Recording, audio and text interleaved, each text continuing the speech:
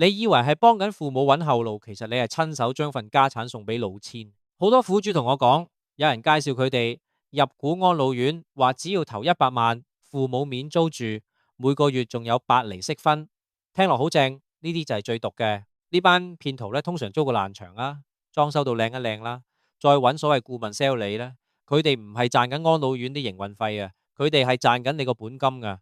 當你入咗股，佢哋就攞錢走人，留翻間空殼院舍同成堆債俾你。律師同你講份契合法，但係佢冇話你知，對方個戶口根本係空嘅。你以為自己係股東，其實你只係一個冇擔保嘅債主。一旦間院執咗，你連父母住邊都成問題。點樣避坑？